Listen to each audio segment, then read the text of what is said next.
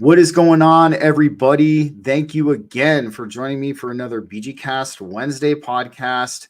Guys, this is a really special episode that I've been planning for a little bit. It's something that I practice every day of my life, and that's why I don't really call it a spiritual practice anymore. I call it spiritual training.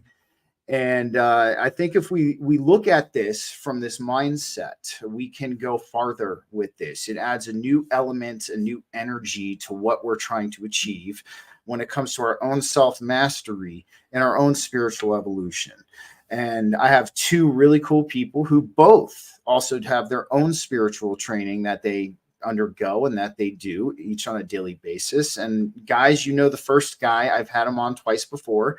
He's one of my favorite guests, and he's become a dear friend over the course of us talking and stuff like that. So guys, I'm going to bring on Burch. Burch, thanks for joining me tonight. Yeah, you're welcome. Thanks for having me back, brother.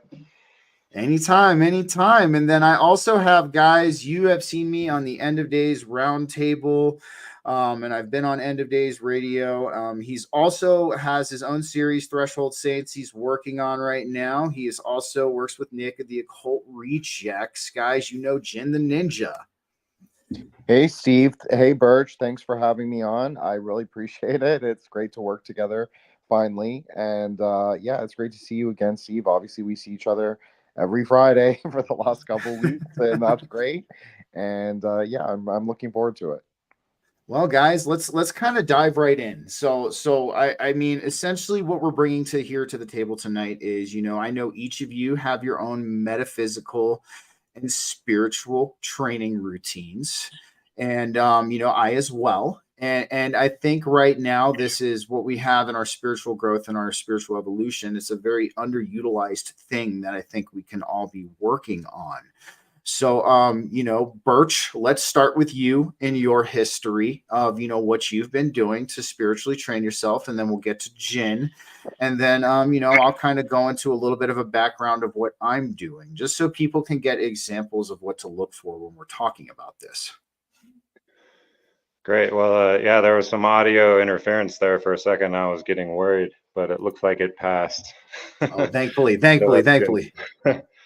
But yeah, so I mean, talking about my history and my spiritual discovery over the years, having grown up in Taos, New Mexico, it's kind of that's where the hippies had an enclave, like back in the 70s, and my father did a lot of training, a lot of Buddhist and Hindu and different things like that. And so he kind of got that shit going in my mind as a teenager, telling me crazy stories and stuff about like how monks can melt snow, with their bodies and stuff like that. And I was like, yeah, that sounds right. Something about that sounds right. And so I was always very interested in kind of a freak among freaks, here in this weird little town in northern New Mexico. And so, I decided to major in physics at the University of New Mexico. And it wasn't because I wanted to necessarily be a scientist. It was because I wanted to find out what we knew as a collective, what we knew about the material, the accumulated knowledge. And so it was kind of a spiritual choice to do that, because I was just chomping at the bit to get to quantum mechanics, which was like junior year. And so I had to do all this other stuff first, like Newtonian mechanics and this crazy math. I ended up getting a minor in math too.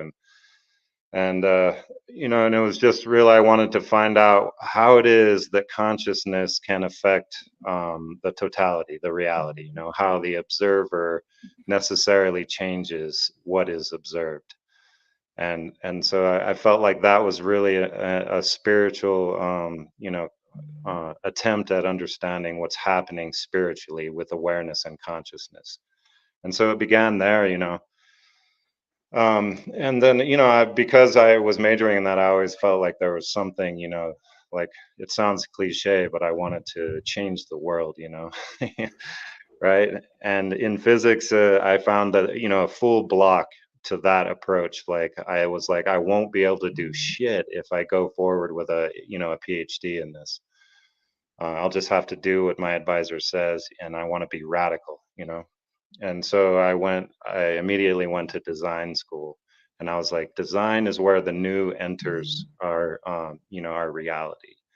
And so I was like, we can do anything with design, anything you can think of, you can create. And so you know, I went to Art Center in Pasadena, and realized, oh my God, man, like how being at that school, how they like capture the best and the brightest artists and turn them into sketch jockeys for corporations. And so I was like, oh, I was radicalized again at that point. I was like, we got to do something, you know. And from that point, doing more and more discovery, like I was like probably you could call me a tree hugger in like 1999, you know. Like I thought that all of the narrative that they're pressing so hard on us now was I already like believed, you know. And I ended up Understood. doing an about face on almost everything. I abandoned all of my beliefs, and I started to like try to see the world as my body allowed me to see it, without any kind of, you know, interference from my worldview, you know. And so that's basically it. And you know, from that point in the last 20 years, I've just been doing the inner work, you know, trying to find out what it is that we are experiencing, you know, by going inside, you know. And so that's basically it. I'm gonna say, man, I love this story. I heard bits of my own, you know, my own evolution in your story, you know, and that really resonated deeply with me. And I dig the radicalization. I dig the passion of it, and the willingness to understand and go inward, man. I think that's what we need here. Jin, why don't you hop into your history a little bit with your spiritual training and how it all kind of came to be? Sure. So, I mean, Birch, that was really great. I don't know if I can follow it up with like an Thank interesting you. narrative, but oh, so okay. So I've actually told this story quite a few times. I'm sorry if anyone's listening and they've heard it. Okay, so let me just say that. But so I. It doesn't really matter, but I am biracial, so I do have a Chinese language background as well as a Chinese parent, obviously. So I was always exposed to Mahayana Chinese Buddhism like my whole life, but I grew up like more Catholic. And the diaspora my dad is from is really superstitious, like incredibly superstitious, and they practice what's called Kabatinan, which is like a syncretic Javanese kind of like a little Taoism, a little Islam, a little and Buddhism maybe, and like indigenous beliefs like all mixed together into like one thing, and Sufism as well. So I always grew up around it, and I always knew a lot of people did like magic, sorcery, whatever, like all that stuff. So basically what happened was is I thought I was a rebel and was like, okay, I'm going to be a Buddhist. And when anyone would ask, and I went to Catholic school, but then if anyone would ever ask, I'd be like, oh, I'm a Buddhist, so it doesn't apply to me. But I am actually pretty Christian friendly, just my general sort of ontological worldview. But that's now. But obviously, when I was a kid, it was a little different. But so I had the opportunity to receive a Kala Chakra initiation when I was like in my mid-teens or like earlier teens. So I did that, and then I became like what I thought was like an official Buddhist. So, but like with many people who practice Dharma, you sort of get off path sometimes. So that's pretty much my story, is that I was very serious about it for a few years. I even studied it at university, and like Buddhist studies and area studies, specifically like Southeast Asian studies. And I got really into magic. I got really into chaos magic. I got really into left hand path magic. I got really into sinister Catholicism because I thought, okay, I can reappropriate this thing from my youth or something that I understand or know, and like use it. And there was a lot of like occult text written at that time. It wasn't just coming from me, but I definitely was very fascinated and like deep in it. So I was really experimenting with a lot of metaphysical sort of concepts, and I always felt like I could control it, but the problem with a lot of that stuff is that it's very difficult to control unless you're a very even person. You have to be very even. You have to be very right-handed in your everyday life. You cannot really have any sort of wildness. You have to really keep it contained. You have to keep it under control. So basically that was like all my 20s, and I went through like some major life changes like around 28, 29, and I was like, I need to sort of reassess and figure out where I sort of went off path. And I just really I was always going to Dharma centers. I had a Dharma center I went to. I was going to Dharma talks. I was very involved with a community of scholar practitioners. But again, I wasn't, it was like everybody was sort of doing their own syncretic thing. And I got sort of caught up in that. So I sort of got really serious about Dharma again. And I really focused. I put all the magic stuff away, everything just went away. And I just started reading, I started practicing, I started focusing. And then 2020 hit, and we all went through what I think is a magical experience with that.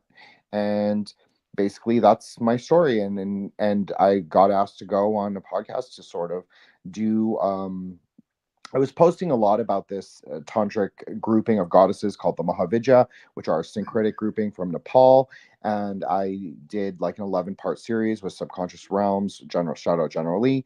And I compared it with the Kabbalah Tree of Life because I thought that's an interesting and also very common map that Western occultists, Western magicians use. So it'll be, instead of speaking like the language of Tantra, which is very obscured and sort of mystified in the West, even though a lot of left-hand path people think they know Tantra. They'll think there's been books written about Kali Kola and all of that, but I took it from a more middle path, a more Buddhist sort of a way of doing it instead of just doing it straight up like edgelord Vamacharya.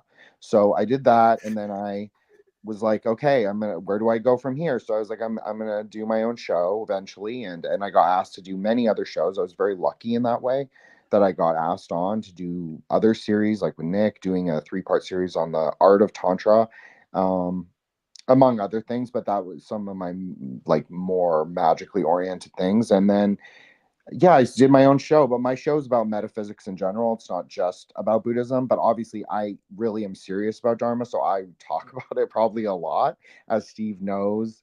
If anyone who follows me on Twitter. But I love it. I honestly love it, dude. I always dig what you post. I mean, it's fantastic. Well, thank you. And so that's pretty much my story, is that I just sort of want to use this, whatever this is, like podcasting, whether it's like one season or turns into more, I just want to use it as a kind of therapeutic process to kind of refine myself. It was to help me get over my fear of public speaking initially, and then now it's sort of turned into me exploring ideas that I wouldn't have spoken of out loud, nothing transgressive, but just things that obviously the world has shifted a lot, and so a lot of the ways I thought of the world I had to reassess. So it's me revisiting topics sort of that I think that I can re-narrate in an interesting, updated way.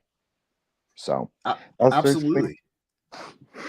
No, that's an amazing story, Jin. And you want to know what? I think we all have those moments where, we kind of go off on maybe fall off a path, or maybe hop on a fork in the road or something like that. And we, I feel in some ways in our spiritual growth and our spiritual development, sometimes we have to experience that because it brings us back. It always kind of makes us come like full circle back to the original road that we were on, because we get these experiences. But very awesome story, man. I'm glad to get to know you a little bit better here tonight. About my spiritual training journey. So you guys know I kind of woke up in 2008. I was a young kid. I was 20 years old. It was definitely heavy for me at the time. And I became very profoundly fascinated in meditation. I started meditating right away, very shortly within my spiritual awakening. And as I started to meditate more, I started to really get into a lot of the Taoist concepts of the 3 Dantians and the Qi and the energy meridians. I also started to get really interested in like different yogic principles, different, the Nadi system, things like that. It started to profoundly fascinate me because I would look at this stuff and and of course, Jen, you can resonate with this. I grew up with like Journey to the West and like, different stories like that where this stuff would be talked about, and it would almost as if it was a real thing. So it definitely plagued my interest, and I'm like, what if there's some truth to this? Like, what if there's some kind of truth that we have this metaphysical body, we can metaphysically train ourselves to heal, to do whatever, with what is right by humanity or collective in ourselves and things like that, but also in terms of self-defense and things like that. And it just started to profoundly fascinate me, and that's when I started my qigong and my yoga journey. So I started off with the 8 brocades, very simple qigong for health and wellness, and then eventually that kind of evolved into the elemental forms, the animal forms, between hard and soft variations of qigong that are like used in Shaolin Kung Fu. And then my yoga journey, it started off with your typical um, yoga that we do in the West. But of course, I'm the kind of guy, I'm not just the tip kind of guy. I have to kind of go in and I have to see what else is there. I can't leave any stones unturned. So that eventually led me to different concepts with Hatha and Ashtanga yoga. And then we ended up at Kundalini yoga, which is actually technically a form of Hatha. So Kundalini is actually a Hatha Kriya yoga that's taught by Yogi Bhajan, that came in and started teaching it in the 60s. However, I have found it, at least in my path and in my journey, to be one of the best suited yogas. Excuse the dogs, they do that sometimes, but one of the best yogas for me. And then the other thing that I really found out in my spiritual training journey was the power of the breath. And I think, when we're talking about breath and the 5 types of prana and balancing these 5 types of prana, what you will find is that this having this breath, not only are you intaking information from the universe, you are also healing your body with this prana, this apana, and all of this. So this started to profoundly fascinate me, and that's kind of what evolved into what I'm doing today. So, thank you both for sharing your stories. I think that both of you have amazing stories. So let's kind of get down to it. So I'm going to bring up a photo of just a different kind of, different charts of the metaphysical body, so people can kind of get an understanding of, what we're kind of talking about. And then what we can do is I want to hear your thoughts on what your opinions are about these charts, and we can kind of go through different ways to work these certain areas. So one thing I really truly wanted to bring up, that I thought was one of the best charts that I could find on this. Let's go here. So I have this of the occult anatomy, and I find this very fascinating because it kind of takes into account all kind of different belief systems when it comes to the subtle body. We can obviously see here, the Kabbalistic tree of life. We can see the chakra systems, we can see the Dantian, and basically it's almost like a combination, and that's kind of why I really appreciate this. So Birch, I mean, like, what are your thoughts on this? Do you feel like this would in some ways be a helpful resource to people trying to learn and understand what the metaphysical body is and how to train it, or do you think it's a little bit more simpler than that? Well, like you said, it's an overlay of these different traditions, and I think for the beginner, it might be kind of complex, and but I just want to say that from with my own realization about things, and I think all of these things are a different symbolism for saying the same thing. You know what I mean? And different cultures have a different focus. Like, for example, the Chinese really kind of like focus on the energetic aspects. You know what I mean? And so they've mapped out all of the acupuncture points and everything. But I like to keep it simple, and so I feel I look at the body like a the light of your soul passing through a prism, right, and then dividing up into the different colors, the spectrum, basically, you know. And so that's the way I like Absolutely. to look at it. So it's like, and that's, I mean, does that sound good to you guys, right? I like no Burch, that's amazing, man. No, it is because another good reason why I bring up this chart is because we were talking about this before the show too. We kind of ran by it. People can get hypercritical of the logistics behind all of this. Like they feel that there's it has to be this exact thing, or I need to do this and this. And really why I like your perspective on it, Burch, is because it boils down into simplicity. And really that's what we're looking at here. This kind of metaphysical training does not have to be complicated. It doesn't, we don't have to get caught up in the logistics of these things. So I dig your perspective, Burch. Jin, what do you think about this? Do you think that this could be a good outline for somebody potentially looking to start understanding the metaphysical body, or do you feel it's just a little too complicated yourself? So I'm going to agree with Birch. I think it's overly complicated for a beginner. However, I agree that all systems, especially like in Chinese systems, they're even like I Ching, they call I Ching a novel system, meaning that you can apply I Ching and you're intended to apply I Ching to different sort of models of the universe, but maintaining its sort of like character. Not You're not sort of mixing everything together until it's unrecognizable. You're keeping the worldview, but you're sort of looking for the parallels, and there should be parallels because we are really looking at one tree. And that's all the Kabbalah and I Ching and all the systems are really talking about. They're talking about one tree. Now there are of course differences. Um, in Buddhist Tantra, but this is also true for certain kinds of Indian Tantra. We only use 5 chakras. So this is a major point of contention for some people when I've brought it up before. Is it doesn't negate the 7 sphere system. It just means that there's a different sort of interpretation of that system. So what I'm just saying is you can get, you're right, Steve, that you can get lost in the details. You can be too granular.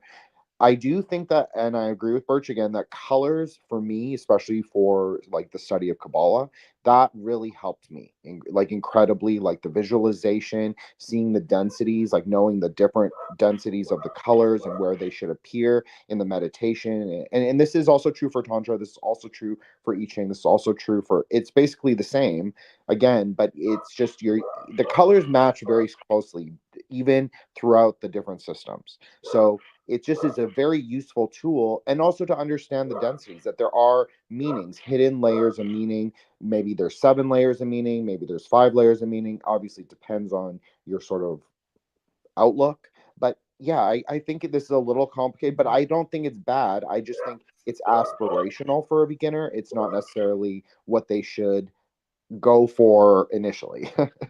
No, and you want to know what? It's funny. I'm in agreement with both of you guys. I think it's a good reference, and it does. It shows that unity between a lot of the different practices and a lot of the different training and a lot of the different concepts behind them. I would honestly say that this would be a good reference chart to look at, but is something to like study with and be fundamental with in like a day-to-day spiritual training.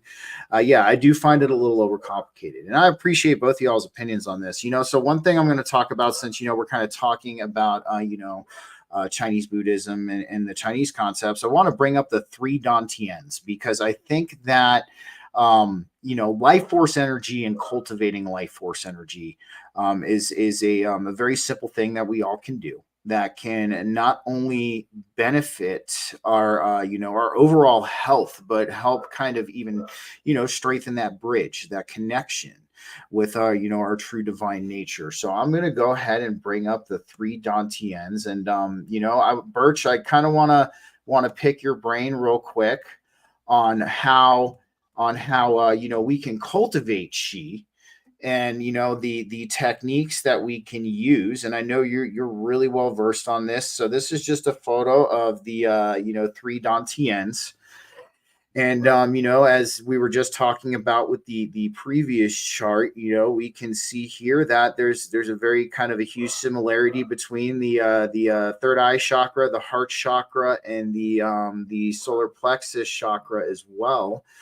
So Burch, let's discuss some pretty simple techniques to help people start to cultivate their own life force energy and the benefits of doing so. I think the benefits are underrated. You ask why China, I think if I'm correct to the both of you, they did put a ban on Qigong, or they were trying to ban it. I'm not 100% sure, but I think that in and of itself, a government trying to ban a spiritual technique like this is a red flag. So Burch, let's pick your brain first. Let's talk about some simple ways to cultivate chi and the benefits you've experienced from doing this. Yeah, I mean, I like this diagram a lot better. It's absolutely, yeah. But it describes, like this, the lower one would be like your root, which is like your sexual energy, And so while I'm training, when I expel my breath, sometimes I do this thing where I expel all of my breath and hold my breath at that point, right? Then I squeeze my perineum, you know what I mean? Contracting, yep, the Which mula is, band, yeah. your taint or whatever between your, right there on the bottom, right? The part that gets damaged if you ride a bike too much, right? What's funny when I'd have to try to explain, I just want to say this, when I have to try to explain that to people, I'm like, you have to contract the area between your taint and your anus. It's like, there's no other way to explain it, man, but keep going. Yeah. And so that I've gotten a lot of benefit from that. I mean, in a practical sense too, with doing the thing, if you know what I mean, right? It's like it really builds your energy and also builds your control, right, over that region of your body. And so it's like, if you want to talk about something that's beneficial, that's fucking beneficial, right? I think, a lot of dudes would be happy to start attempting this one, right? And so that's what I do. And then, but I also I visualize a simplistic, more of a energy system. So, for example, first we have a torus field around our body, that and in the center is this singularity where it all comes from, right? A toroidal field where your heart is the center, and then your heart is connected to all things, right? And so if we go up to the next one, you can start to visualize that if you bring the light to that area, and also that the visualization of the singularity at the center of your body, where there is a point at which you are connected to the totality, and it's not a intellectual thing, right? It is a your body knows, so to speak. And this is related to, I guess, the principle of correspondence, or if you want to visualize a holofractal universe where all parts contain the whole, you know and so when you're doing this energy work, you let go of your thoughts, right? When you send your awareness inside your body and you're focusing on regions of your body, you stop thinking, and it's the thinking that we want to avoid in these cases, because that's what will collapse the wave function, so to speak, right? You want to become the all, right? And so that region of your body, that central region right there, is like connected to everything.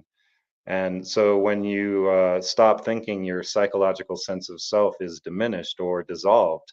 And at that point, you become more than just who you think you are, you know? You know what I'm saying? I would completely agree, man. And I think you lay it out. You lay it out very well. I mean, it's the number one thing I want to talk about that you said first. Yes, so in Kundalini yoga, the perineum, when they call that, it's actually called Mula Band. It's a chakra lock.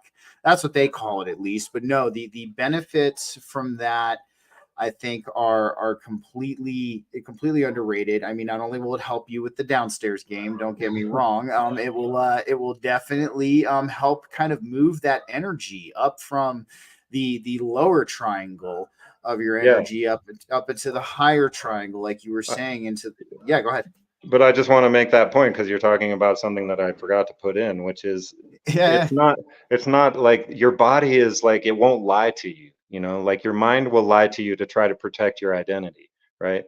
But there's something important about the physicalness of the body. It's not just all energy. It's like this, it is energy incarnate, your body. And so when you do that flex, your synovial fluid gets compressed, right? And gets pushed up the spine, you know. So I just wanted to throw that in, and that's um, I think that sometimes we forget that the body is so important, and it's not, we're not trying to escape from it. We're actually learning from it, to trust Ab- it, to trust it. Absolutely, man. No, and I really dig that. And that's a technique you guys can learn to do right now. Like we kind of explained it. You have to contract your perineum, which is the area between your genitals and your anus. It's known as the taint. I know it's not the fun. I mean, it's funny to me to say because it's interesting when you got to explain it. But Jin, why don't you kind of give your explanation to your experience that you've had in cultivating life force energy and the benefits that you've experienced doing this? And I'm curious to know if I was right about what I said, that China did try to, or they did ban Qigong. China has had an issue with millenarian cults that sort of take on the form of, what shall say, of more traditional religious practices. And this has been going on since like the 1600s. There's been various rebellions even in history, many very famous ones actually. So as far as I know, they couldn't ban qigong. It's just too widely practiced. Now, have they cracked down on maybe certain syncretic millenarian cults like Iguandao or one of the others? Sure, I'm sure that that has happened. It's very strict. So, but in terms of qigong as a total, no. I think China actually likes the idea of the soft power through this kind of culture, like traditional culture, we'll call it. So I think that they like it, and they like it existing in the world, whether it's through the diaspora or through people like Birch. Like, and I'm not saying in a negative. I'm just saying that they like that it exists because it is kind of like the quintessential part of China. So, okay, so this is the thing, is that I'm gonna always give my a more Buddhist sort of way of thinking about it because that is what I'm have made accomplishment in, and also what I'm the most familiar with. So for me, I we so when we start doing visualization, we do the Om Ahung. So the Om is the mind, the Ah is in your throat, and then the Hung is right there in the middle, Dantian. So that is white, red for your throat, blue for your for the middle. So you kind of visualize it as light coming down. So I'm starting at the opposite of what you guys said, but it'll actually make sense once I explain it. So the light is penetrating through the crown, coming down, descending force, but it's not really. It's kind of permeating. It's not really. It's omnidirectional, we'll say. So it's sort of diffusing inward, but you're focusing, you're single pointed. That's the idea. You're single pointed. So you're moving it downwards. Your consciousness is moving the light downwards. So you move it downwards with Om, then it's Hung in your throat, which is a red light, and that is horizontal. So it's kind of the white is coming down and it's getting dyed red. Okay. Then you take the red from your throat and you move it down into the home, into the heart space. So that is blue. So it's the synthesis of all those three colors. However, it doesn't just end at the heart. You can just do that as a purifying, like, beginner. That's a very good beginner practice, the Om Ahung, because it's very purifying and it gets the tree nadis. Steve mentioned those before. I'm sure we'll get more into that, but that activates them. Now, you want to make sure that the energy is going clockwise. So when you're rotating it, or when you're sort of projecting it downwards, you don't want to use force. This is something Birch said that was really excellent, is that your consciousness should be spontaneous, Zeren, like it just should be natural, totally spontaneous naturalness. Whether it's Buddhism or Taoism or Tantra, you want to cultivate a state of single pointedness, but it's also natural. And that's very difficult. I'm not saying that everybody's going to be able to do it right away, but with practice, yes, anyone can do it. Anyone can do it. You can, and everyone can cultivate. It's just, it takes work. It's just like anything. So once you hit the blue, you disperse the light into your body. So it's kind of circulating the energy around. Again, going counterclockwise, or going, excuse me, not counterclockwise, not counterclockwise, go clockwise. So you're imagining three sort of pillars inside your body. Well, the main pillar, the central pillar, is running along your spine. So it's like a channel, and you're moving it around. You're circulating it like a circle. And you can also do this visualization with each of the three dantians, like very easily.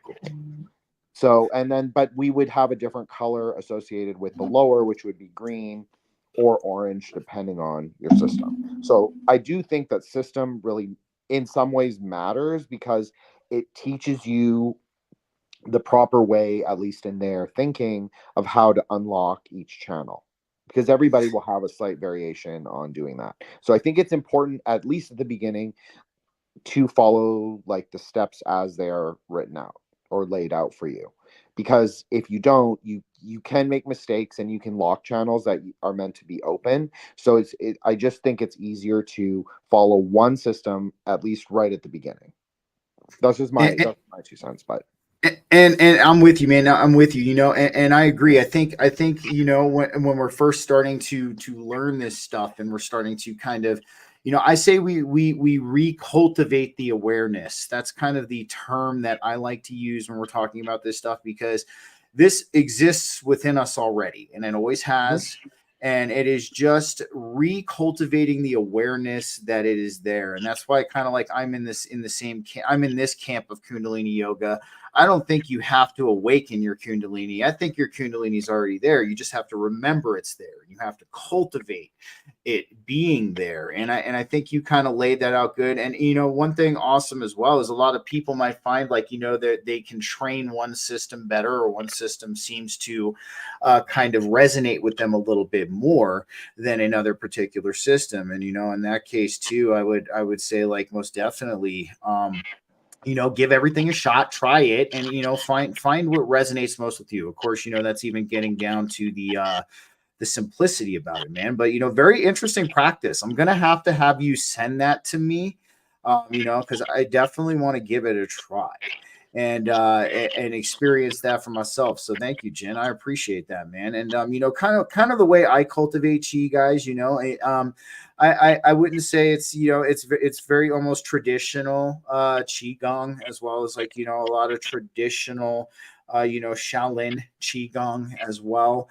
I do kind of mess with the Nidon practices a little bit. I'm still learning them. I'm not 100% like really great at them just yet. But, one of the best techniques I use to kind of feel the life force energy that you can cultivate, and Burch will like what I'm about to say also, is when you're doing these qigong forms, I will actually post some links down. And if you two have any links you want to send me, send it over to the private chat, and I will definitely post them on the bottom of the video. When you're breathing while you do qigong, you want to keep the breath silent, and you want to breathe with your body. And what I mean by that is, as you inhale, soak into the present moment and feel the expansion of your energy, and as you exhale, as you're still in this present moment, you can feel that contraction of your energy. And I think what you'll come to find, if you focus on this, on breathing with your body and being light in the hands as you do your qigong practices or your energy cultivation practices, what I think you're going to come to find is you will start to experience that in real and present time. It's part of that, that naturalness that, Burch and Jen were talking about. This is your way to kind of open that up to that. And, I feel like both Burch and Jen like have some really great methods to do this. And I definitely want you guys to send that stuff over to me. I will post them at the bottom of the video, of course, with you guys' social. So, Jen was kind of talking about it. I do want to bring this up. I do feel that this is an important system in the body that can kind of not only just contribute to our spiritual, mental, and emotional health. I feel like this system can also contribute to our physical health as well. And I mean, like, we live in a era, an age where people are so dependent on the ever more becoming corrupt, medical industrial complex, and the pharmaceutical industries and things like that. I feel that what we're talking about here tonight is a great tool in our toolbox to help us become even more less reliant on the becoming ever corrupt medical industrial complex. So I'm going to bring in the naughty system. We were just talking about this before. And I think this is a great system that we can work with when we're talking about metaphysically training ourselves. And there's a lot of there's a lot of different nadis. There's three major ones. So and I do feel that these nadis are essentially the energy meridians. This is where we find kind of that unification that we see with the different spiritual philosophies and different spiritual methods. We can take one look at the nadis and we can scream energy meridians. I mean, it has a very huge similarity to that. So Burch, let's kind of dive in with you first. Let's kind of see what techniques you do to help kind of like clear your energy meridians, because one thing, and I'll even add that, China did do a scientific study, and Jen, I'll get to you and you can correct me if I'm wrong on this, but I believe they did discover actual evidence of these energy meridians in a study back, I think it was in 2012 or 2013. I'll look it up and post it on the video. But Burch, what do you do to help kind of clear your energy meridians? Because if our energy meridians get stopped up, it causes us to have health problems. Isn't that right? Yeah, and well, I mean, a lot of that shit is mental, Okay. if you're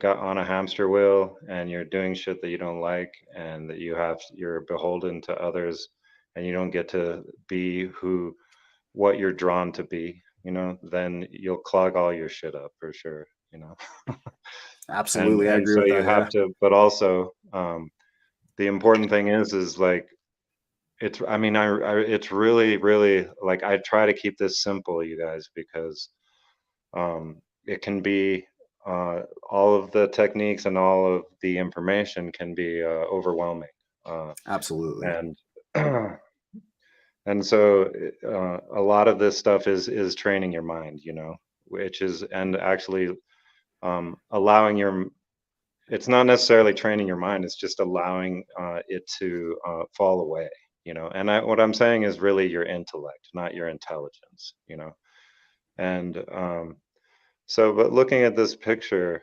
I see um, the merkaba, in the center there, right, and on the lower and it's a mandala shape, right? So everything is circular. This is all fucking great shit.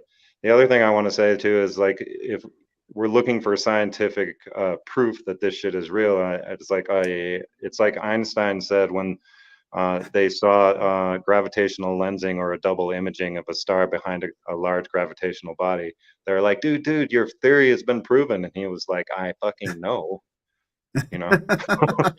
It's It's true like, though. I yeah. agree with you on that. I agree with you on that, because like I think I'll just say this real quick. I think there's still a lot of us who are or people who are just getting into this that still kind of have, I guess you could say, they're still tied to the what I would call the rational aspect of this, and they like to see like that little kind of stuff. That's why I brought it up. But no, you're absolutely right. Well, here's what I want to say about that is like how Yeah, you don't mind what happens. That's a simple way to put it, you know. Uh, absolutely. don't mind what happens. And so the words there are very key, right? It's like don't put it in don't allow the mind to fuck it all up. And Exactly. but um so another thing though that you mentioned just there, it's like, yeah, a lot of people are still stuck in their old worldview, right? And so I think a lot of the work that needs to be done, not just like this, this like physical meditation, which we could call all of these things. The qigong is like a physical meditation. It's not just sitting there, right? It's actually engaging the entire body. is that, like I was saying before, is that the body will not lie to you. You know, the body will not lie. And so when you're doing this work, you don't necessarily have to, like go down the list. I don't think, right? You just do this shit, right? You stand in the proper position, yeah, and you attempt to fucking maintain that. And that is actually something that is really difficult to do. It It is. sounds simple, but it's really difficult to do. But the point I want to make is to disintegrate. I mean, I'll just take an example. Like in the world today, it's like it's really hard to know what's true, right? No matter what, there's someone saying one thing, and then there'll be someone else who has the proof that the opposite is true, and so you won't really know what's up, you know. But everyone has their own indoctrination and their condition, right? Which is the goggles or the polarized lenses that they see the world. And so anything that comes into their field that doesn't match their worldview then gets filtered out by that polarization. And so you have to remove the fucking goggles if you're going to do this kind of Absolutely. training, you know. And it's good, like Absolutely. with Jin's method there, like definitely like do the proper way, but take off your goggles first. You don't need proof, just take off your fucking goggles and do the training. I mean, a lot of people use the word practice. I don't like that word, because practice is a never ending fucking prospect. This isn't never ending. You're going to arrive somewhere, you know and actually Absolutely. you can get there a lot faster than you think, because the truth is right here. The truth is a pathless land. There is no spiritual fucking journey. There's a spiritual remembering that takes place, and Damn that right. remembering can transform everything. It's just like the way you say people have this kundalini awakening. That shit happens rapid, man. That's not, you know, and that can happen It, at any moment. And when you take off your goggles, right, you're so much more able to permit that remembrance. And so that's what I say about these kinds of things, right? It's like, yeah, choose your one, but there is energy in your body. You don't need proof. That's fucking fact. We know this, right? You don't have to believe it, right? It's like I said last time we were speaking. If you believe something, you can never know it, right? Because if you know exactly. something, there's no need to believe it, you know. And there's a knowing that comes from allowing your psychological sense of self or your intellect to dissolve, you know. And that allows intelligence to come in. And then Krishnamurti said, he's like, you got to calm that shit down. You got to calm it down, or how will you be able to fucking hear the nudge that is coming from God, you know? I would You know what I 100% mean? agree, man. I think, dude, and that's why I appreciate you, Birch, because it's a matter of taking the goggles off and just literally experiencing it. I think again, this even ties down to a lot of people. We produce our own mental blocks. We are our own worst enemy. When we're kind of talking about this, because like you said, the intellect, the ego, or the thinking processes will not facilitate this process. It's about just opening up your mind and experiencing. And I think if people could just understand the simplicity behind that, because I was talking with somebody the other day about this, and I was talking to them, well, like let's shift this perspective, let's do this. And then they're like, well, it's not that easy. And I'm like, well, you're telling yourself that it's not that easy. And you're the one who is putting that block up for yourself to basically stop your consciousness and your awareness from achieving that perspective shift. And I think that's why I like you, Birch, and that's why you always really kind of bring it all together in such a really cool way to understand, man. And Jin, what are your thoughts on the naughty system? Do you think that is this a good way to facilitate spiritual, emotional, and physical health by working with these energy channels and these energy meridians? So I definitely think that the naughty system is great. I do, because Steve, I really do come at it from a very religious perspective. So I obviously appreciate everything that you say about it, but for me, it's interconnected. So I will just say that for me, if I'm working the nadis, it's for deity yoga, so it's for a greater sort of, or not maybe greater, but it's for a like another practice, but it's all synthesis, right? It's the dialectical process. It's happening outside of you, it's happening in your mind, and it's happening internally. So it's the three sort of layers. So that's all happening. So and then like, it's like what Birch said, it's like the rigpa. That's what we call in Buddhism. It's like the spontaneous natural awareness. So that is cultivated but also natural, so you do have it inside of you and you are able to access it. But we have so many conceptual layers of bullshit around, like that we think of ourselves as certain things, we assign value to things in the world, and you have to really let that go. Like, you have to let a lot of your conceptual thinking really go. And for people who need material proof, I mean, for me, I would say the best proof is that Chinese medicine really works. That doesn't mean 100%. that every Chinese medicine practitioner is the best or is like equally skilled, but in general, Chinese medicine has clinical efficacy. So if in Chinese medicine is interlinked to Taoism, it's interlinked to Chinese Buddhism. So those things cannot really be distinguished. Like, obviously they can be, but it's not really distinguished because it's all, herbs are just reflections of the higher spheres. So the doctrine of signatures, they all reflect inner things, just like, okay, so I'll give an example. Like the lower dantian, that's like in Chinese medicine, that's like your kidneys, and for men, that's a lot of like your virility. So there's herbs that are very specific to that you want to cultivate jing or life force or like internal essence. So you would take those things to do it, and then there is some kind of chemical phytochemical reaction that happens inside your body. So that's proof. So the energy stuff is what you do with your consciousness. It's like the inner layer. So it's exceptionally important, perhaps the most important layer. I mean, yes, of course, do the physical stuff. Steve talks a lot about that. That's really great. Birch is talking a lot about consciousness. That's really great. It has to be all of it. You have to really be doing all of it. And so I'm really a big,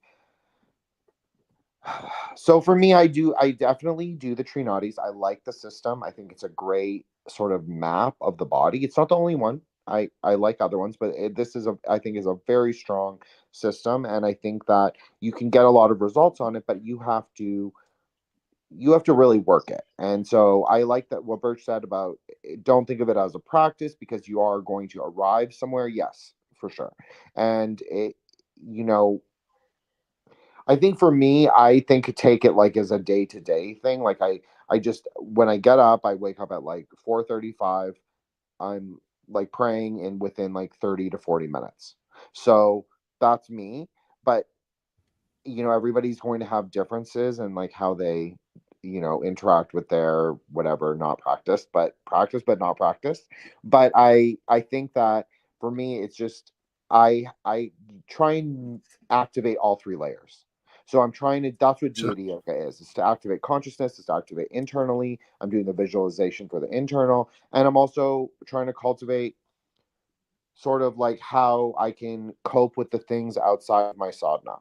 So the things that arise in my like daily life, I might not be thinking about that stuff when I'm doing my sadhana. Sometimes I do, because it's inevitable sometimes. Even for the best meditators, the best people who have mind training, it can be very difficult to let it go. But you kind of like acknowledge it, and then you sort of move past it, or you focus on things that sometimes that's what the deities are for. It's not that the deities are necessarily like great gods in the sky, but sometimes it can be like a symbolic thing that you're clearing obstacles. So like Ganesh, like you're clearing the obstacle from before you, a material or spiritual obstacle, depending. So and I'm gonna sorry, I Steve, want to go say ahead. real quick, I just want to say real quick, I appreciate that comparison you just did with the gods and the energetic aspects. I really appreciate that, because I think, a lot of people, get caught up with these, like you said, these guys being like, from the sky, or, these heavenly beings, which I'm not saying that doesn't exist, but I really like how you just brought up that energetic aspect and how you can work with these different energies to help with that. So keep going. That was awesome. No, and I know that you're a big fan of Hanuman, Steve. So Hanuman is a very good yogic deity, and yes, so I will say in Buddhism there is an external component to the deity. It exists outside of you, but because the fundamental blocks of reality are consciousness, it also there's a part of the deity that is also dependent on your interaction, dependent on your visualization, dependent on your energetic sort of output towards it. So there's like a relationship that develops, and it's so that's why you do very specific kinds of visualization. This is very advanced, and nobody should be really doing this, but I'm just giving a conceptual kind of explanation. But I think for most people what they would best served as like I said, colors. I think sound. That's why I like those three, because it activates the three chakras, if you want to call them that, like the crown, the throat, and the heart center. So I like those. I think that that also activates the nadis. I think there's also different ways to visualize light. I think there's also different ways to sort of interact with phenomena. A lot of people like tree sitting. I don't know how I feel about that. I'm quite superstitious, so sometimes in especially in Southeast Asia, you don't know what kind of spirits live in the tree above you, but you pick a tree, and maybe that would work for some people. So I think that there's different ways to do it. I don't have like a clear cut method that's for everybody, but I think for sure cultivate Rigpa, that's just clarity of consciousness, single pointedness, naturalness, those three things. If you can just sort of like keep that in mind, I think that just sitting for 30 minutes a day, if you want to do a mantra, you can do a mantra, but you don't have to. I like to do them because I'm a very cerebral person. So it gives me a focus to, like, if I have to do mantra japa, it gives me an additional layer that I can focus on something both external and internal at the same time. It gives me like a clear cut visualization to do. Now that doesn't mean for everybody, but that's what works for me personally. And I think that's fantastic. Jin, I can resonate with you on that a lot because I've noticed people we'll say it's the quote unquote diagnosed ADHD, but people who say that they deal with that. I noticed, like you said, the internal and the external focus. I've actually done that for meditations with people who can have a hard time getting into a state of meditation if they do have somewhat of what they would call a quote unquote hyperactive mind. So I really like that you brought that up. That I'm a big fan of mantra too. I don't always use mantra, but I do like it, and I do think it can be 100% beneficial. And I dig your processes and your perspective when it comes to this and how you utilize it for what you're doing. And I think that's fantastic. I think we can learn from that too. And like I said, it was really fun that you brought up the energetic aspect of the deities. I think a lot of people, get caught up in the literalness of it. And like I said, both you and I resonate on that. There is that external aspect, but there's these energetic components too, and I really dig that. And one little technique I do, and this works, your solar and lunar nadis. This is something if you guys want to, give it a shot after the show. It's a very simple technique. It is a Kundalini yoga technique, but it is technically what you will do is you will take your thumb and you will block your right nostril, and you will do breath of fire through your left for about 1.5 2 minutes. And then you will inhale, you will hold, and you will contract the perineum, like Burch was saying earlier. And then you'll do a throat lock, which will help kind of contain that energy. And then you'll exhale through your right nostril and begin the process again with your right nostril, the breath of fire, the inhale, holding, and contracting the locks, the perineum lock and the throat lock. But that's just a little technique that I use on a daily basis. I think pranayama can be a very efficient way to help to work with this system as well. And guys, I got to say, like, I've always been impressed with you, Burch. Jin, I'm press this hell with you, man. I really like to hear both your perspectives. So let's kind of go over real quick what you guys do. I know Jen kind of touched on it a little bit. We'll have him kind of get into it a little more. But Burch, one thing I'm going to say is I hope you do start to do your qigong videos again. I really did enjoy them. If you come over to X, I will promote them for you, man. Like I want people to see you and what you do. And so let's talk about what your daily spiritual training is. What does a day of spiritual training look like for Burch Driver? Yeah, I start out, I wake up, I drink a little bit of warm water, and then I squeeze some lime and put some Celtic salt in a cup, and I fill that with warm water, and and dissolve the salt, and I drink that down, you know, and then I will do the qigong, and I will combine it with this visualization of your crystalline energy body, you know, Okay. uh, which there's different fucking traditions. Goes back to like the Atlantean period, you know. Uh, and I don't know if you've seen some of this stuff out there of like reactivating your DNA, so that we can Yep. become everything that we are, instead of being like running on safe mode all the time, you know. And I think most of us are. We're running on safe mode. It's like 10% of our capability.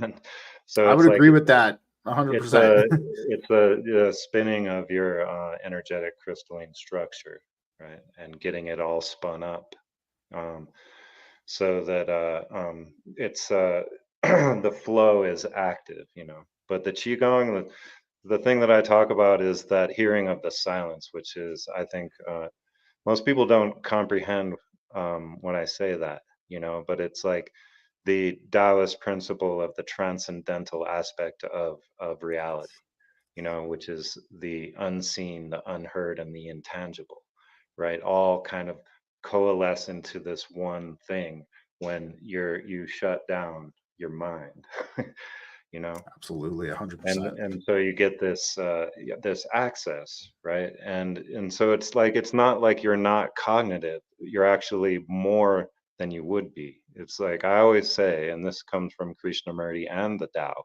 which is that will is limited, you know will is, you have an objective and you complete it, and then you're done. It's like the measurement of, using a tape measure to measure something, you know what I mean? But the idea is to 100%. become unlimited, and so then you let go of your sense of self to become unlimited.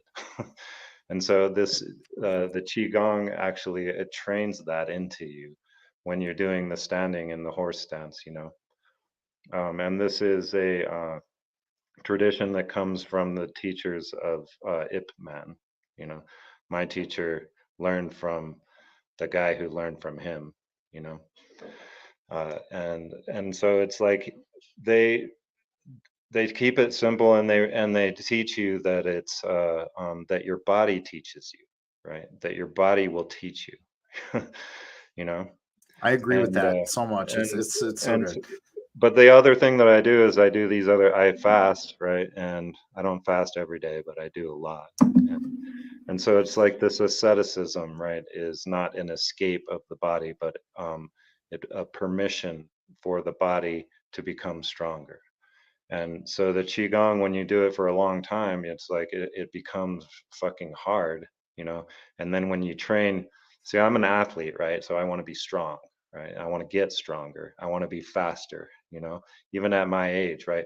All of my peers are walking around gooseneck and fucking with a beer belly, and they hung up their soccer boots, and I'm just like, fuck you, I'm fucking up 26-year-olds, on the That's football awesome, field. man. And so it's like, but this other method that I use is this, training to failure, one set to failure for each muscle group, you know?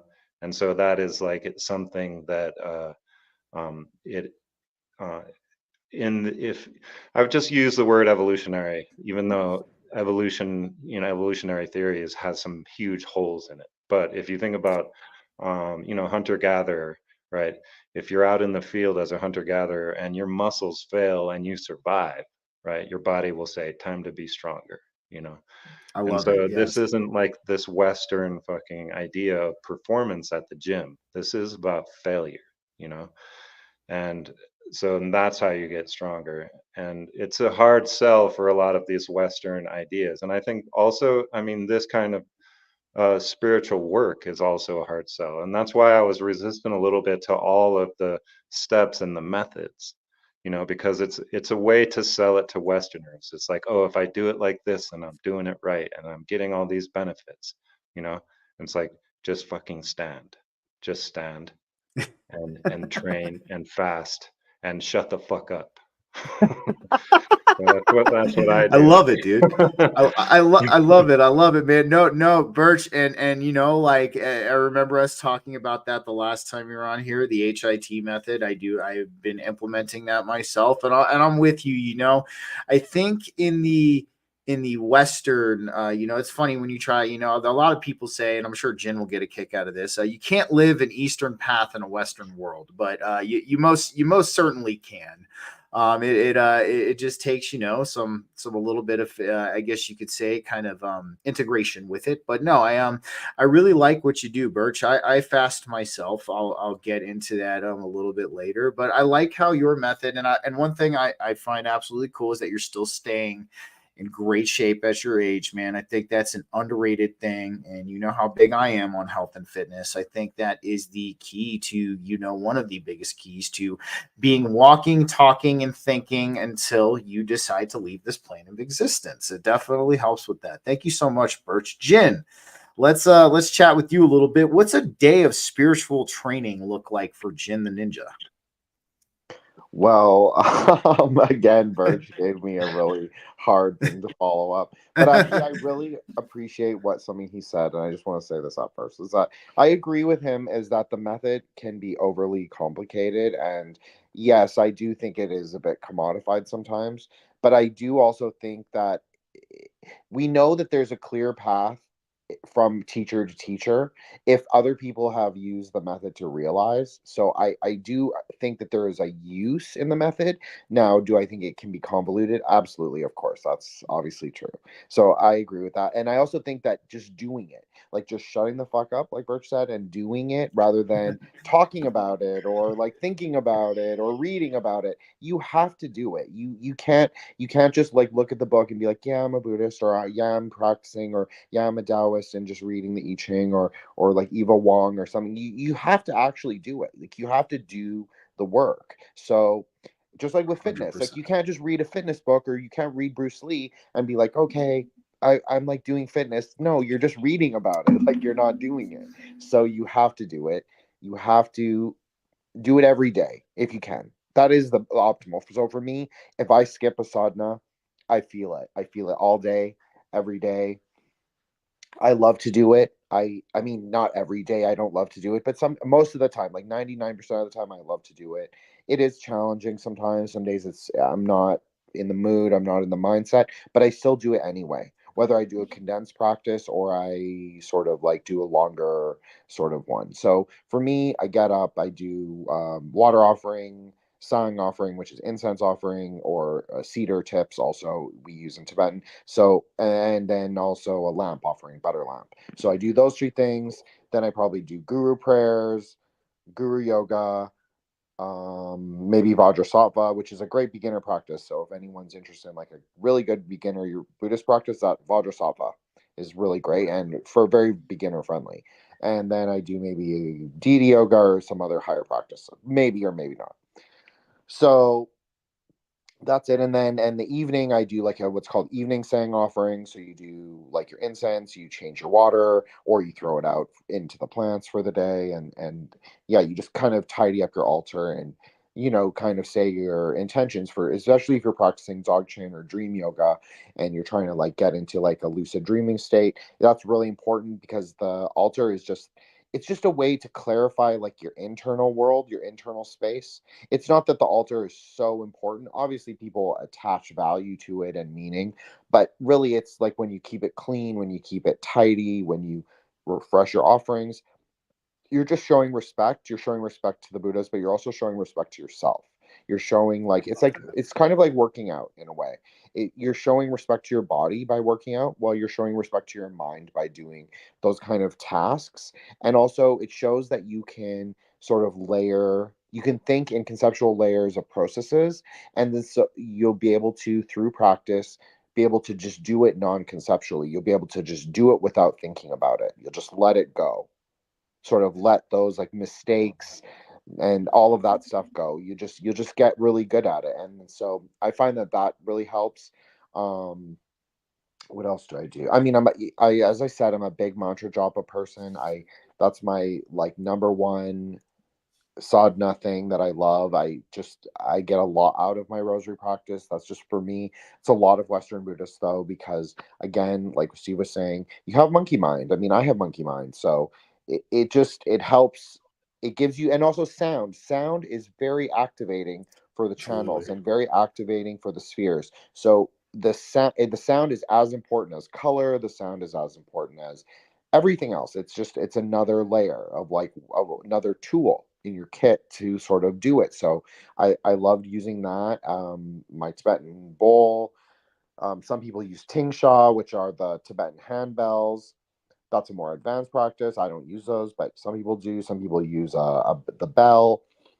That's again a more advanced practice. Some people really like that though. I know a lot of spiritualists use the bell as well. Um, I'm trying to think what else. I garden a lot. That's like one of my I summer love things that. that I find really relaxing, and I'm totally like a barefoot like gardener. Like I'm just like take off Yes. my shoes and I'm just gonna be in there, like as dirty as I can be. So that really helps me. But I also think that the physicality, like the fitness aspect, is like that's a big part of gardening for me. It's just like carrying the bags of mulch, bags of dirt, all that stuff. Very cool. That really helps me, and feel like I don't neglect the fitness part, maybe, but I definitely do it a lot more in the summer. Like I'm a lot more, okay, I'm gonna add in this thing, I'm gonna do the gardening, I'm gonna do other things as well, like running. Like there was a time in the winter where I was really hitting it hard, and then it got really cold here, and I sort of slacked off for all of February. So I'm just admitting it because I think it's important to know that like I'm not perfect either. I'm still, it's always, every day is a theurgic process. Every day is a day to improve or to slack off. So the choice is yours. And yeah, will has a limitation. I really like that Birch said that. Will has limitations, because once you complete something, you have to sort of renegotiate and find a will to continue on, or to move through another sphere or do a different thing. So yeah, I think it's a continuous process of kind of like you're doing it, you don't want it to be too quotidian, you don't want it to be too like just something you do to do it, but you also want it to be something that you do with naturalness, with rigor, with enthusiasm. So it's Absolutely. very it's a balance. It's a balancing act, all just like life is. So yeah, I mean that's pretty much it. I do love herbs. I do take like what's called like a golden formula. It's a Okay. formula that is a traditional TCM formula, but it's like I you don't use it for the reason, for the purposes of the formula. It's to help. It's for to rebalance sort of like your condition. So some people have like more hot or dry conditions, or cold and damp. It just is it's a rebalancing formula. So for me specifically, it's formulated for me, but it's based on a traditional formula. So that's something I really incorporate. I think to do that. I think what else? I love really good incense. I'm a big incense junkie. I'm not saying that I everybody dig has it. to go out and spend money on incense and stuff, but that can really help you. It can really put you in the mood. Remember, it's your five sense organs. That really matters. I think that like having things that you enjoy, have if you use ritual implements or you don't, but having ones that you like, or spiritual technologies that you like, that you want to use, I think that's really important. And if you don't want to use any and you just want to totally be like Dhyana consciousness only, that's okay too.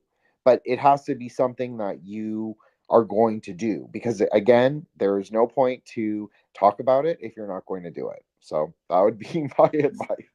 Dude, I love it. No, you have to live it. You do. You know what I mean? And it is. It's not just a matter of, reading the books, reading the spiritualities, talking about it with people. You have to implement it into your life. And I think that's why we're having the show. So we can kind of like help people, like, learn how to do that. But the things that you said that I loved, man, number one was the symbolism of the altar, how that represents the internal you as well. And I think that's something a lot of people overlook, when we're talking about an altar, if they choose to have one, is that is an internal representation. And I really liked how you threw that out there, man. That's a really cool thing. The other thing, man, the barefoot gardening, I'm all about it. Like I love to be outside bare feet in the grass or the dirt, hands dirty as hell, sun beating on my. I think that's a phenomenal fitness activity, man. I think that's great, and I really enjoy that aspect of your spiritual training. I think being outside is underutilized or underrated spiritual training, and just walking in nature and taking that in. And the other thing that you said were the ritual things, the incense, all that. I'm with you. I think it's nice to have the things that you like. I think it can add to the experience in your own personal experience. Do I think they're absolutely necessary? No, but I do think, part of when we do this training is we find enjoyment in it. Like you were saying, when you're doing your mornings sadhana, I believe it, what you were saying, sometimes it's tough, like it's rigorous, you're not in the mentality. And I totally resonated with that, because there's times where I've done, the Kundalini morning sadhana stuff. And it gets vigorous, man. You're breathing in and out so much. You might be half asleep, or you might have not slept that well the night before. And but it's doing it. It's the discipline. And I like that you brought that up with that, because it is, so you have to be able to put in the work and live this life, even on the days that you feel like you don't want to. And that was a very amazing point you brought up, Jin. And all right, so I guess I'll dive into what I do a little bit. Can I say something before you do that, Steve? Absolutely, Burch. Go right ahead, man. Yeah, I appreciate everything that Jin does and says, and the gardening really grounds you. I forgot to mention that part, that I put my feet in the dirt when I'm doing qigong. But yeah, and then everyone, there's that Zen parable, right, about the acolyte who becomes enlightened after going to the market. Yes, have you heard that? One before? Yeah, I've heard that one before. Jen, have you heard that one? He might be doing something, but no, yeah. No, sorry about that. I couldn't find. Sometimes sometimes the StreamYard is weird, but I'm sorry about that, Burch. I have not heard that one. Well, you probably have. It's just the Zen monk is sent to the market to pick up supplies for it, the monastery or whatever, and he ends up going to the meat market, right? And he asks the guy, "Which is your best cut of meat?" And the guy says, "Oh, they're all the best cut of meat." And the guy, the monk, immediately drops his basket, and he has become enlightened at that point. And so I think what the story is saying is that we are all of us, the best cut of meat. Damn and right. it sounds hard when you say it like that, but but we're all like infinitely valuable, and we are all unicorns in our own way. And so we all have our particular gifts, our proclivities, and the things that we like and things that we don't like. But we all are infinitely valuable in a way that, because when we come together as a collective, because that's what we are as human beings, it's not this individual journey, right? It's a collective journey, because each of us shares value in order to live, inside society. That's what we do, right? And so that value exchange is that everyone has something. And I think it's important to point out when we're doing this spiritual training, is to remember that your gifts, right, they make you happy and they light your fire, right, but they also are valuable to others, and that's how we live. And so we exchange value with others. And I think it's important. I think that's what I talk about a lot, is this collective approach, is that we I know that we can do it, as you know, humanity can do this, right? We can make this transition. And because we've done it in the past, you know, we had it figured out in the past, and I think we forgot, you know, the big forgetting, you know. The big forgetting and the great Instead of it remembering. Yeah. looking at it like we're, you know, on an evolutionary journey that began whatever, you know, on a singular timeline, you know, it's something more than that, you know. And it's not linear, you know. But there was perhaps these just the universe breathes and contracts, right? And at a certain point there was much more abundant living on this planet, and it's been contracted, and we're at this point now where we're ready to breathe in again, you know. And we can all do this.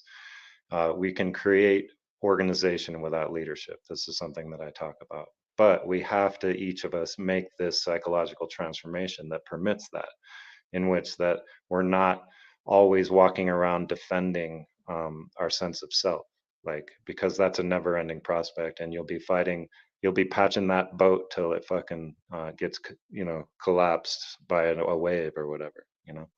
You'll never ever stop those leaks, you know. So stop trying. And So I you just know what? wanted to say that. No, and Birch, dude, I'm telling you, man. And you know, you and I have talked about this before on our previous talks. You know, this collective reciprocation, and this psychological transformation that we as a collective, you know, need to strive for and achieve. And I'll tell you what, man. Every time I hear that story, you know, about they are all the best cuts of meat, and it's just such a huge, deeply resonating like feeling every time I hear the punchline of that story, because it's truth. I mean, we all, you know, we're all the subjective focal point of the divine. I mean, this divine consciousness that we're all a part of, and we all are special and unique in our own way. And I think that's, you know, what a really good mentality, Birch, to approach this spiritual training with is to have no expectations and no attachments with you know, any kind of preconceived notion or something somebody else can do. I think it's a quite the beautiful thing when you experience that true divine nature of yourself, and you experience it in your own way, and it's special. And that's really the only word I can kind of use to line it up with that, man. And thank you for that, Birch. And so I mean, I kind of what I do, you know, I've taken a few different practices and I've combined them together. I feel that this benefits me. It might not be, or trainings together. I feel like this benefits me. You can use it as a model if you would like, you know, but feel free, you mean, to use it as a template and make changes. So, you know, I get up every morning. I intermittent fast. I do not eat my first meal till 12 p.m. each day. I find that this can help me a lot with the spiritual training I do, you know, because food is dense. And, you know, when we eat, it can weigh us down in frequency. That's why they call it rest and digest when you eat, you know, because it kind of brings you down just a little bit. Not that that's a bad thing. We need that. But I try to utilize, you know, the fasting period for not only my physical training, but my spiritual training as well. So 2 days a week, I do resistance training. I do weight training in the Burch Driver style. I do HIT to failure. You know, I really started to implement that method after Birch and I talked about it on the previous show. I had heard of it from other sources, but, you know, hearing Birch talk about it and hearing somebody I know kind of talk about it was really kind of the pushing catalyst for me to try that. So I weight train 2 days a week. I do boxing. So you don't have to box. I feel martial arts can be very beneficial of some kind, or some kind of martial art is beneficial in establishing that spiritual discipline within you. And you know, and it itself is a moving meditation. I mean, if we look at kung fu and the forms of kung fu, I mean, kung fu itself is a moving meditation. And it can really help kind of hone in what I would call spiritual discipline. And not just this, guys. We have to, as Burch says, we have to embellish ourselves, and not only our true divine nature, but this human experience as well. And I feel like practicing some kind of martial arts will not only help you get into that divine nature within you, but it will bring out that inner higher self into the world around you. I think it will help you establish that frequency within yourself. So I do that 4 days a week, and then weight training 2 days a week.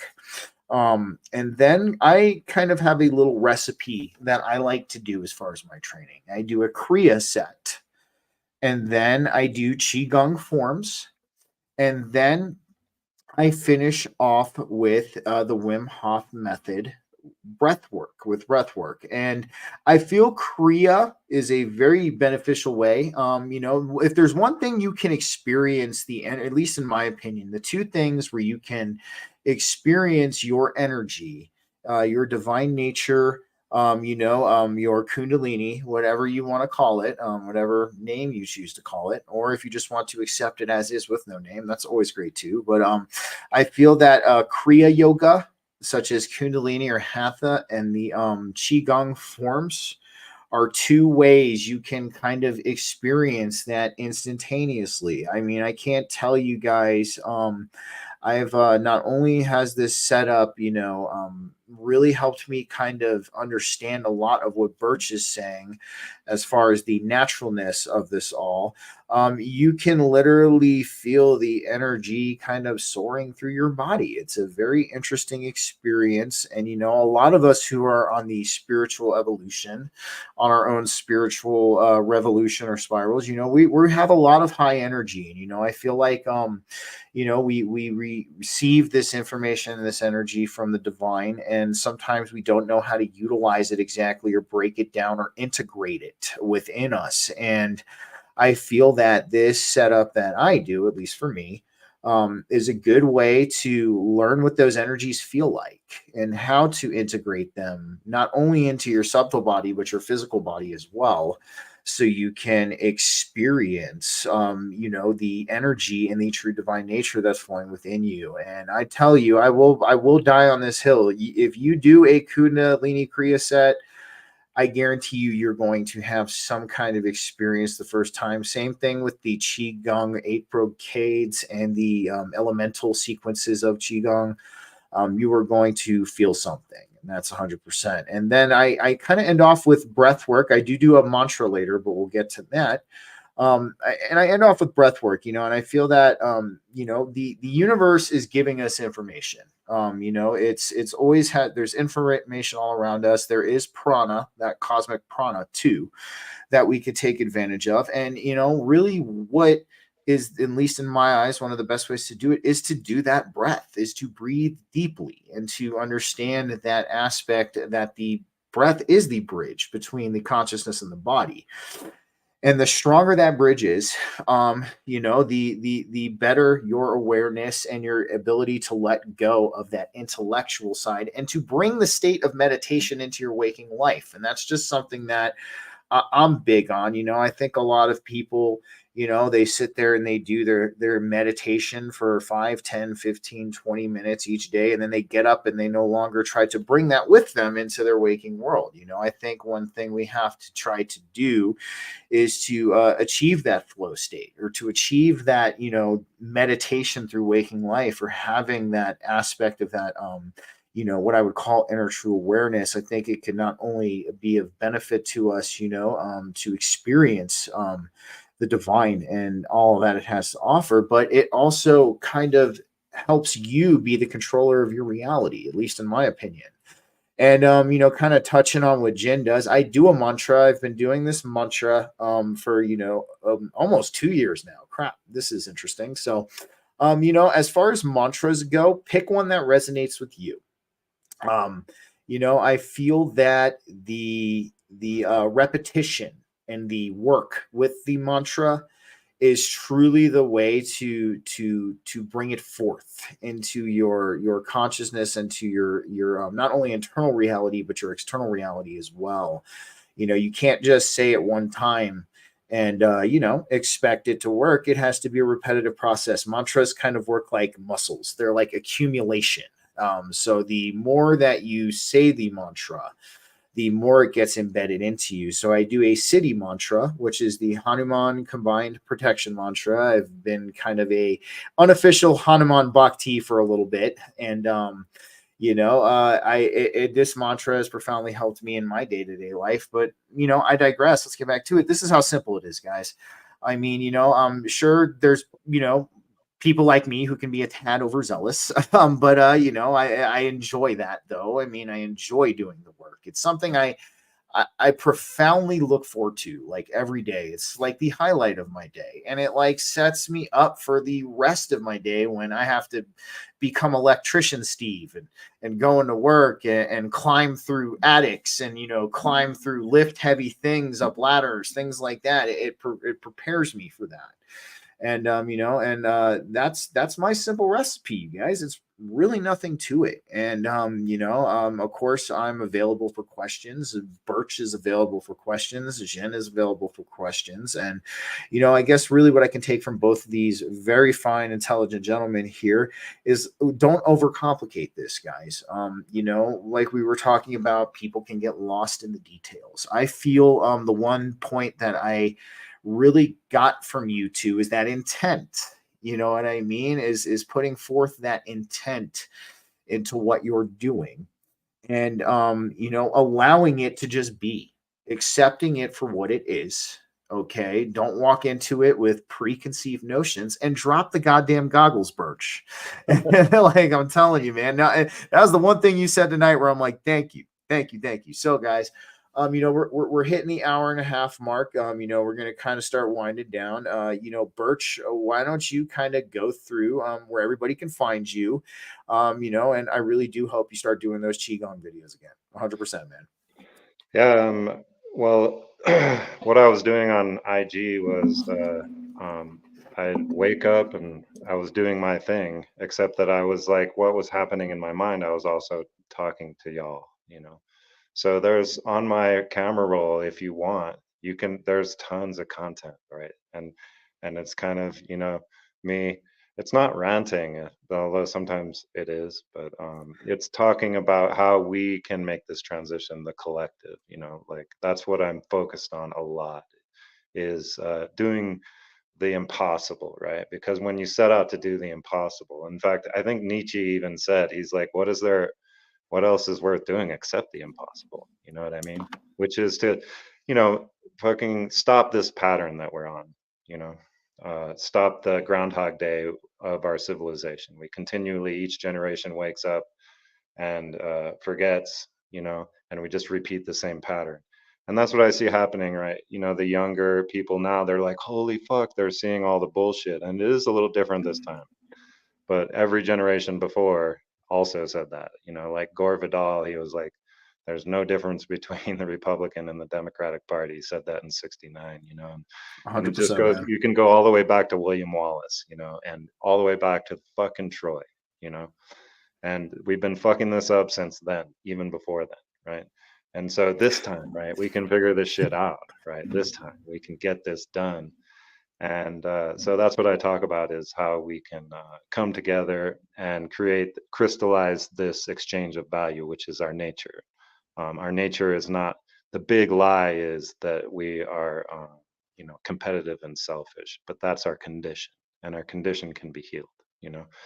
We can remove the condition and explore our true nature, which is to exchange value with each other.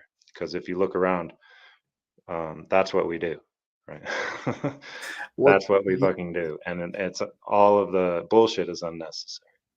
You know what I was talking about? You brought up a very good point. And this is just something I believe what you just said. We are going to do it this time around, and the reason why I say that, I was talking with somebody about this the other day. We're in an age where fortunately enough, we have access to all of these different spiritual training principles. We have access to, all of these different spiritualities, these philosophies, these religions. We have many outlets for truth in this age, or our own subjective truth and understanding our connection with the divine. It's not like in the other ages, man, where in order to find this stuff, you had to hop on probably a 2-month boat ride. You take this 2-month boat ride to another country, and then you would have to hike up this mountain or however long to find this monastery just to get to like this one book that you've been hearing about that you want to look at. And and that's why I kind of joke why potentially that the totality or understanding your true total nature was a lifetime's long process then, because it would take almost damn near a lifetime for you to travel, find all of this stuff and things like that. And I think that's the one thing that we are fortunate enough, as much as the internet's a tool. It can be used for good things or bad things, but the one good thing that it can be used for is it gives us access to this. It gives us the ability to look at these multiple different spiritual training principles, these philosophies, these religions and spiritualities, and it allows us to it gives us a little bit more of an advantage. And we can come together. We can use the technology to actually coalesce. But I was just talking, I don't know why I started saying that, but it's like, you can look at I love that. my whole reel That's on awesome. IG. My Green Knight podcast, which is on any platform. Green is the website. And so I began talking about how truth is an acquired taste, right? And how the things that we make are really important because they change the scope and the scale of our interactions. And so we were just discussing the internet, and this is one of the radical innovations that has the potential to change the scale completely to a global civilization, right? And I think it's like we can figure it out, then we can go intergalactic, And I think maybe that might be the thing, is like that we want the humanity to be eternal and to be able to embellish the cosmos, instead of winking out or uploading into some kind of hard drive, And so I think that's possible. So the podcast, and I'm probably gonna get on Twitter, because this has gone live now on Twitter, right? Yep, you should, man. No, and I think, because I feel that because we're doing we just started doing me and Dr. Rob from End of Days Radio, we just started doing a guided meditation space on Tuesdays, and I honestly think you're either doing a live guided qigong video or doing even a guided qigong space, man. I think a lot of people will love that. I feel and that's the one thing I honestly, and I tell people this all the time, if I didn't have my podcast, I probably would not be on social media.